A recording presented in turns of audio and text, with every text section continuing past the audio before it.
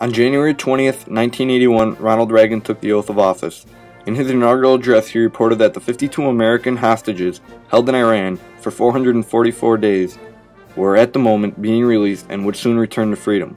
Reagan, being the first real conservative president in over 50 years, called on Americans for an era of national renewal. While in office, Reagan advanced domestic policies that featured a decrease of federal responsibility in solving social problems, reducing restrictions on business, and implementing tax cuts. Support for Reagan grew early in his presidency when he was seriously wounded by an assassin's bullet in 1981. With America's support, he began to assert his policies and instill confidence back into the hearts of Americans.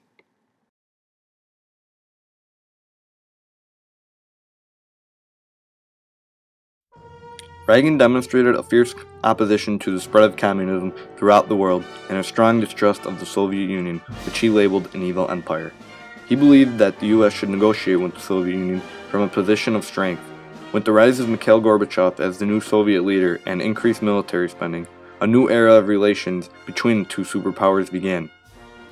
In June of 1987, Reagan stood in front of a crowd in Berlin urging Mikhail Gorbachev for the dismantling of the Berlin Wall. This moment sparked the beginning of the end of the Cold War.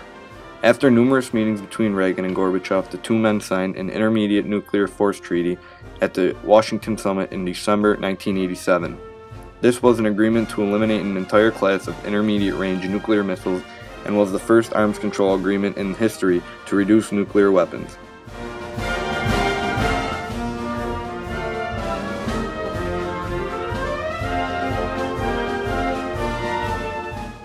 Reagan's economic policies became known as Reaganomics. This was an attempt to balance the federal budget, increase defense spending, and cut income taxes. Reagan embraced the theory of supply-side economics, which he suggested that tax cuts encourage economic expansion, which in turn increased the government's revenue at a lower tax rate. Although inflation dropped substantially from 1980 to 1982, a severe recession set in, with unemployment exceeding 10%. The Reagan administration modified its economic policy after 2 years by proposing selected tax increases and budget cuts to control rising deficits and higher interest rates. Reagan's policies sparked record economic growth and produced one of the lowest unemployment rates in U.S. history.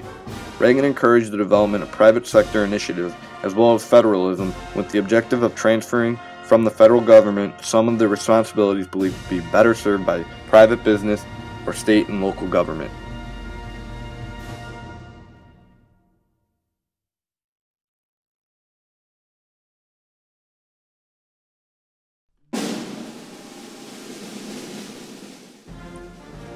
The 8 years of the Reagan presidency was one of the most dynamic periods in recent U.S. history, resulting in a major refocusing of the nation's social, business, and international agenda.